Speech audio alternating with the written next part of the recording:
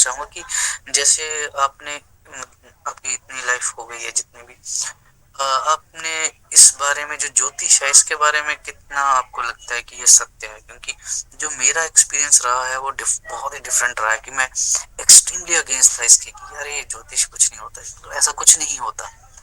But अब बिल्कुल हम्म। Flip. और मैं जैसे जैसे पढ़ रहा हूँ ज्योतिष के बारे में खुद सीख रहा हूँ कि मेरी पोजीशन कहाँ है। जब से मैं बीमार हुआ मैंने बहुत एक्सटेंसिवली पढ़ा है ज्योतिष के बारे में। हम्म। और मैं इंटरनेट पे लोगों की स्टोरीज जो मतलब रियल पीपल है उनकी, वो बताते हैं कि यार हाँ मेरी ऐसी महादशा चल रही है तो मेरे साथ ऐसा ही हुआ है। तो आपने कुछ ऐसा एक्सपीरियंस किया है, कुछ ऐसा? हाँ यार देखो, मैंने मतलब खुद तो इसके ऊपर कुछ रिसर्च करी नहीं है अभी तक फिलहाल। बट मतलब मेरे घर वाले बहुत बिलीव करते हैं इस पे। तो मतलब ऐसा मैंने मतलब पहनता हूँ स्टोन्स वगैरह भी, बट ऐसा मैंने कभी मतलब मैंने कोई वैसा ऑब्जर्व नहीं किया कि मतलब इस स्टोन्स की वजह से कुछ लाइफ चेंज हो रहा हो।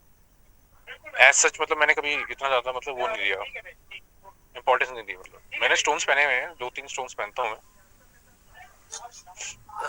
नहीं, स्टोन्स की नहीं, कि हम जो वो पहनते हैं जो मतलब मतलब जो भी उसका सॉल्यूशंस देते हैं, मैं उनकी उनके रिलेशन में नहीं।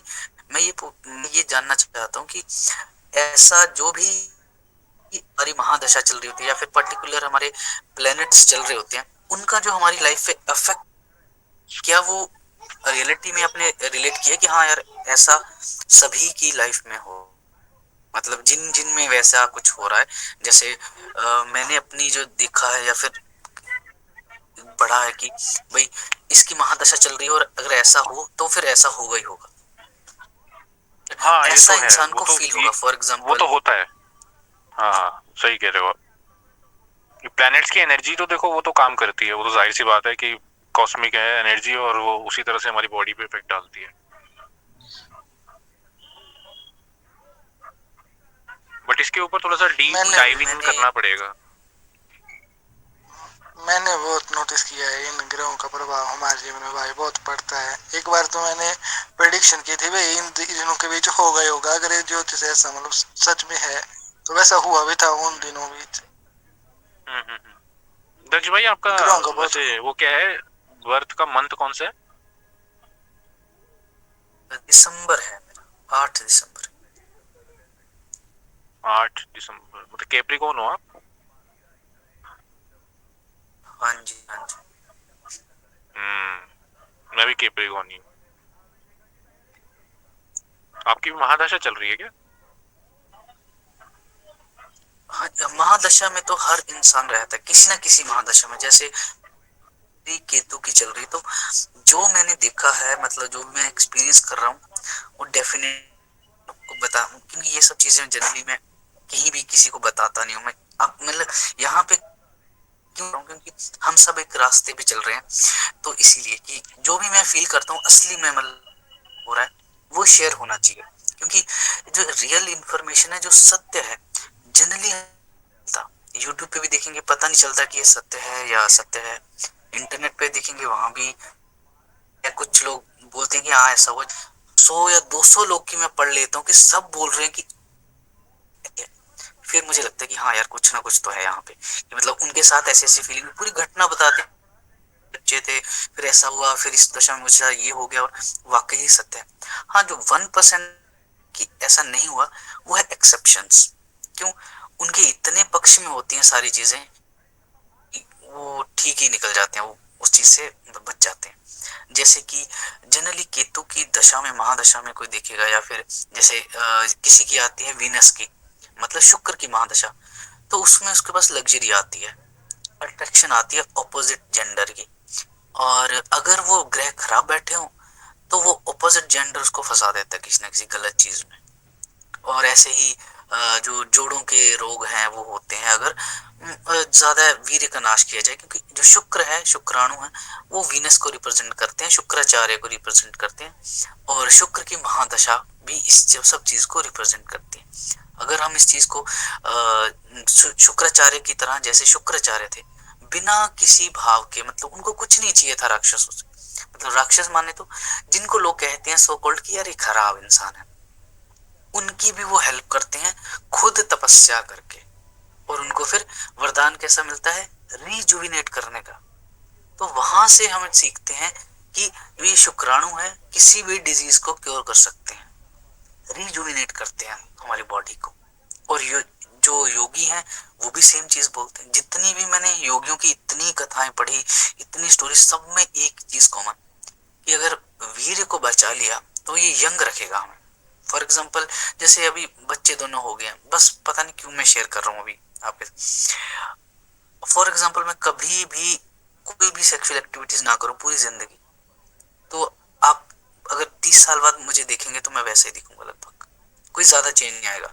हो सकता है मतलब ऐसा लगे कि हाँ 5 साल एज बढ़ी है, पर जबकि 30 साल हो चुकी होगी। ऐसे ही एक योगी थे जो श्री एम के जो गुरु थे, तो उनका नाम भी श्री एम था, तो इसीलिए इन्होंने अपना नाम श्री एम रख लिया।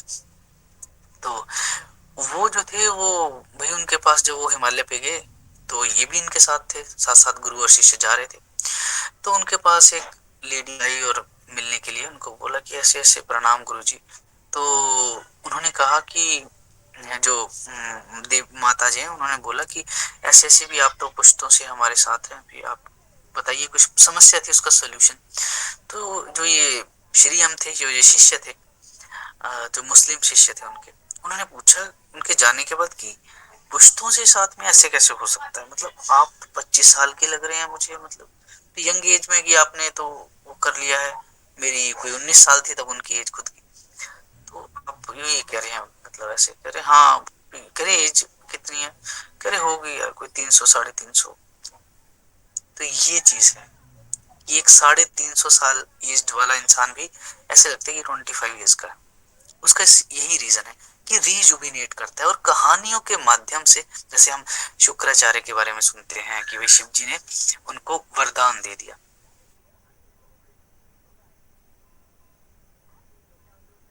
तो वरदान का मतलब यही है कि रिजुबिनेट करने का वरदान का मतलब यही है कि हम जब भक्ति करेंगे और अपने वीर को बचा के रखेंगे तो हमें वो रिजुबिनेट कर देगा। उनको संजीवनी का वरदान था कि वो भाई किसी को भी ठीक कर सकते हैं, जिंदा कर सकते हैं, कोई डिजीज क्योर कर सकते हैं। तो यही है इसमें, इसका भाव यही होगा कहीं ना कहीं कि कहानी के माध्यम से, क्योंकि अगर कहानी के माध्यम से बताया जाए तो पिक्चर दिमाग में रहती है, तो वो इजी रहता है याद करना। अगर रॉ इन्फॉर्मेशन दी जाए, जैसे हम अगर रॉ बात करें कि अच्छा यार वीर से ऐसा होता है स्पर्म से, तो इतना समझ में नहीं आएगा और इतनी लंबे टाइम तक वो रिटेन नहीं रहेगी चीज। इसीलिए उन्होंने कहानियों के माध्यम से पात्रों को वहां प्लेस किया होगा कि ठीक है यार, हम ऐसा प्लेस करके ऐसा बताएंगे तो पुश्तों तक याद रहेगी ये चीजें लोगों को, और इंटरेस्टिंग लगेगी। अच्छा यार, शुक्राचार्य ने मतलब सिर के भार खड़े होके फिर उन्होंने तपस्या की और राक्षसों के लिए, मतलब अपना कोई स्वार्थ नहीं, उनके लिए वरदान मिला उनको कि ठीक है तुम रिजुविनेट कर सकते हो। तो मुझे ऐसा लगता है कि इसी वजह से कहानी के माध्यम से ही हमें ये बताया जाता है। तो शुक्र की महादशा में अगर हम अपने वीरज को बचा के रखेंगे तो ये बहुत मतलब हमें प्रक्रम देगा। ऐसे जो लेडीज है उनके लिए भी सेम है, अगर वो अपना पवित्रता का पालन करती हैं तो बहुत उनको ना, मतलब जो ये जितनी भी लग्जरी है ना, कार्स हैं, मतलब पैसे हैं, जैसे चाहे वो बिल गेट्स हो, अंबानी हो, इनका शुक्र बहुत स्ट्रांग होता है। इस वजह से इनको जो मनी का फ्लो है बहुत अच्छे से होता है, चाहे वो पिछले जन्म के कर्मों की वजह से हो चाहे किसी भी वजह से। तो मुझे ऐसा लगता है कि जो जितना मैंने ज्योतिष पढ़ा है कि यार इस वजह से ऐसी किसी की अगर केतु की महादशा चल रही है तो उसको डिटैच्ड फील होता है। उसके बाद चाहे सब कुछ हो, मतलब एवरीथिंग हो, जो भी जॉब कर रहा है उसमें वो हो, सब कुछ हो, फिर भी उसे लगेगा कि यार खाली कुछ तो है जो मिसिंग है, चाहे वो कुछ भी हो उसके पास, उसको हमेशा ये फीलिंग आएगी। क्योंकि उस पर्टिकुलर जो स्थिति है, प्रकृति है, उसको उस जगह लाती है, ऐसी कंडीशन में लाती है कि उसको ऐसी फीलिंग होगी, तभी वो भगवान की तरफ जाएगा, कुछ अलग ढूंढेगा। अदरवाइज वो उसी में फंसा रहेगा कि ठीक है यार, जन्मों जन्मों से सभी महादशा आई होंगी उनके ऊपर, बड़ा कुछ हुआ होगा, बट अभी भी वो मोल्ड नहीं हुआ। तो फिर वो प्रकृति उसका इंतजाम करती है कि ठीक है यार, इसको इसमें डाल के देखो, फिर देखते हैं, अभी कुछ मोल्ड होता है इसको, कुछ पता चलता है कि ये चाहता है या फिर इसका मन बनता है कि मैं कुछ और खोजूं। तो इसी तरह होता है केतु की महादशा में। बहुत सारे, जैसे मैंने पढ़ा ऑनलाइन कि यार वो बता रहे थे कि यार मेरे पास सब कुछ है, फिर भी पता नहीं कि मैंने सब जॉब छोड़ दी एक बंदे ने तो, कि मेरे पास बैंक में इनफ बैलेंस है, बस मैं जाता रहता हूँ पूरे वर्ल्ड में और आध्यात्मिक जगह पे जाता हूँ और वहां मेडिटेशन करता हूँ बस, और कुछ नहीं, ज्यादा इंटरेक्शन नहीं लोगों से, नथिंग। तो फिर लोगों ने बताया कि मैंने पूरे 7 साल यही किया, ध्यान, मेडिटेशन, ये सब। और जो बताते हैं कि जिन्होंने मेटीरियलिज्म की तरफ ज्यादा बढ़े हैं, वो केतु की दशा में, उनका बहुत लॉस हुआ है। जब भी मटेरियलिज्म के बारे में सोचोगे कहीं ना कहीं लॉस होगा। तो वो जो केतु है वो डिटैच करवाता है कि छोड़ दो, ये सब कुछ नहीं है, छोड़ो इसको, लगाव मत करो इस चीज से, नहीं तो फिर उसका कॉन्सिक्वेंस है। और ये मैंने भी अपनी लाइफ में एक्सपीरियंस किया है, जबकि मैं बिल्कुल नहीं मानता था इस सब चीजों को। पर जब मैं बीमार हुआ तो मैंने बहुत डीप में इसके बारे में पढ़ा कि यार इसमें कुछ तो है, कुछ तो ऐसी चीज है जो मतलब हमारे बॉडी पे एनर्जी काम करती है। और हेल्प कैसे मिलती है? मेडिटेशन, प्राणायाम, इन सब चीजों से। तब इंसान का जो माइंड है उसे पता है कि यार मुझे अपना कर्तव्य तो करना है, पर लिप्त नहीं होना है। मतलब अब किसी के साथ बहुत ज्यादा इतना इन्वॉल्व नहीं हो जाना कि यार ऐसा लगे कि बस यही सब कुछ है। अपना कर्तव्य है, ऐसे एज ए बेटा है, एज ए भाई है, एज ए हस्बैंड है, वो तो पालन करना ही, बट उससे ज्यादा नहीं। ऐसा नहीं कि उसमें लिप्त ही हो जाना है। ठीक है, पैसे कमाने हैं, ठीक है, जो भी 50-60 साल की जिंदगी है इसमें खाना है तो पैसे चाहिए ही, फिर उसके लिए नौकरी, जॉब या बिजनेस, कुछ भी जो करना है वो तो करना ही है, बट उसमें लिप्त नहीं होना है कि मैं ही, मुझे ही सब कुछ मिल जाए, मुझे ही सारे पैसे मिल जाए। हाँ, ठीक है, गुजारा हो रहा है, ठीक है, बस इतना। ये चीज है केतु की दशा में, यही ऐसा कुछ करना चाहिए। अगर नहीं करेंगे तो उसका कॉन्सिक्वेंस है। ऐसे ही मैंने बाकी चीजों में भी देखा है कि यार हाँ, सच में ऐसा होता है। और एक नहीं, दो नहीं, मैंने मतलब घंटों घंटों पढ़ा इसके बारे में यार, लोगों की, उन्होंने पूरी पूरी स्टोरी जैसे छाप रखी है अपनी इंटरनेट पे, पूरा बता रखा है कि ऐसा हुआ, फिर ऐसा हुआ, फिर ऐसा हुआ, पूरी डिटेल। तो इवन की अपने जो उनके अगर बच्चों की डेथ हुई है या उनकी किसी वाइफ की डेथ हुई, वो भी बताया है उसमें कि यार ऐसा हुआ मेरे साथ, फिर ऐसा हुआ। और कईयों ने जो बहुत ही सुपर रिच, उन्होंने बताया कि हाँ यार मेरे पास सब कुछ है, पर सब कुछ ठीक भी है, फिर भी लग रहा है कि कुछ नहीं है, कुछ तो गड़बड़ है। तो ये चीज है, मतलब वैसी फीलिंग आएगी उस पर्टिकुलर टाइम में, वैसी फीलिंग आएगी कि हाँ यार ऐसा है। अच्छा, इसके बारे में मैं चर्चा क्यों कर रहा हूँ, कारण क्या है, मतलब ऐसा क्या है, कुछ तो बात होगी जो इसको मैं रख रहा हूँ यहाँ पे। इससे हमें पता चलता है कि यार इस टाइम में प्रकृति मुझे ये सिखाना चाहती है, तो मैं वैसे ही चलूंगा बस, कि प्रकृति ने मेरे लिए डिसाइड किया है, तो मुझे परेशान नहीं होना, चुपचाप ये करना है। ऐसी परिस्थिति में डाला है मुझे, जैसे कृष्ण भगवान कहते हैं कि हे अर्जुन, इंसान परिस्थितियों के वश में है। तो कहीं ना कहीं उनका कहने का यही मतलब होगा कि यार इस पर्टिकुलर महादशा चलेगी या फिर ऐसा होगा तो ऐसी फीलिंग आएगी। इसमें वो कुछ नहीं कर सकता, वो आएगी ही फीलिंग, वो कुछ कितना भी बचले, उसको आएगी ही फीलिंग। तो इसको जो ज्योतिष है, इसको पढ़ने से हमें क्या फायदा होता है? हमें ये पता चलता है प्रकृति हमें किस चीज में प्रकृति ने डाला, और हमें इनडायरेक्टली या डायरेक्टली क्या सिखाना चाहती है। तो फिर हम शांति से बैठ जाते हैं, हमें पता है कि यार ये हो रहा है तो इसीलिए हो रहा है, तो चुप रहो बस, ये कारण है इसका। क्योंकि मैं इस पर्टिकुलर परिस्थिति में, इसलिए मुझे ऐसी फीलिंग आ रही है, कोई बात नहीं, आने दो, फीलिंग ही है ना, आने दो। मुझे पता है कि यार मेरा मंगल खराब है, इसलिए मुझे गुस्सा आएगा, मुझे पता है कि ऐसा होगा, इस साल में ऐसा होगा या अगले 7 साल में, ऐसा 6 साल में होगा, मुझे पता है ऐसा होगा, तो मैं चुप रहूंगा बस। गुस्सा आए तो शांत रहूंगा, अंदर से होगा कि नहीं, बोलो इसको, कुछ बोल दो या फिर कुछ कर दो, पर शांत चुप रहना है। मुझे पता है कि उसका कॉन्सिक्वेंस भी होगा, फिर मैं एक्शन तो करूंगा, फिर कॉन्सिक्वेंस भी होगा।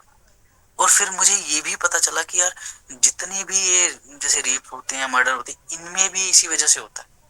इनका कुछ पर्टिकुलर कंडीशंस होती हैं जिनमें इनको प्लेस किया गया था प्रकृति ने, और इनसे ये वो हो जाता है बस। क्योंकि वो होश में नहीं होते, योगा प्राणायाम नहीं करते, तो वो एग्रेसिवली ज्यादा कर देते हैं, और पछतावा उनको भी होता है। अब जेल में बैठ के डेफिनेटली वो पछता रहे होंगे और उस दुख को भोग रहे होंगे। तो हम इससे हम क्या लर्न करते हैं कि उनको फिर हम गलत नहीं ठहराते, ये नहीं कहते कि खराब इंसान है, हम ये कहते हैं कि अगर अगले जन्म में मुझे वहां प्लेस कर दिया तो हो सकता है मैं उससे भी खराब करूं। तो इससे विनम्रता आती है और उन पे करुणा आती है कि प्रकृति ने उनको कैसी सिचुएशन में डाला कि वो उनसे वो हो गया। वो बचपन से ऐसे नहीं थे। जितने भी जिनको हम कहते हैं कि आतंकवादी हैं या फिर रेपिस्ट हैं या फिर मर्डर, वो बचपन में कभी छोटा बच्चा ही था वो जब पैदा हुआ था। छोटा सा प्यारा सा बच्चा था जिसको माँ का दूध चाहिए था और अब जो आसपास है उनका प्यार। बस वो छोटा बच्चा वैसा ही था जो आज जिसको हम इस नजर से देखते हैं। वो ऐसा जैसा भी बना वो कैसे बना, कंस कंस क्यों बना? क्योंकि उनके उसके पास यशोदा माता नहीं थी, उनके पास गोपियां नहीं थी, उनके पास नंद बाबा का प्यार नहीं था। इसीलिए माहौल का, माता पिता का इतना क्यों बोलते हैं कि भाई दशरथ थे राम के। तो इस कारण क्या है, यशोदा माता की इतनी, गंगा पुत्र भीष्म, गंगा माता का क्यों? गणेश के माता पिता कौन है? शिव और पार्वती, इसलिए वो गणेश है। क्यों बार बार इस पे फोकस क्यों? ताकि हम अहंकार ना करें जो भी हमारे पास गिफ्ट्स हैं, चाहे हमारा अच्छा चेहरा है, चाहे हमारे पास बहुत पैसा है, चाहे कुछ भी है, बस हमें वहां प्लेस कर दिया गया है। जैसे कृष्ण भगवान कहते हैं तुम अर्जुन को, इस पे अहंकार मत करो, तुम मारोगे गांडीव धनुष से, ये मत सोचो ये सब मरे हुए हैं, ये मैंने मारे हुए हैं, बस तुम्हारे हाथों होना इतनी बात है। ये मत सोचो कि हाँ यार मेरे पास बहुत पैसे हैं, जस्ट इस जन्म में है ऐसा, अगले जन्म में कहीं और पैदा कर देंगे तो खत्म बात। तो ये चीज है।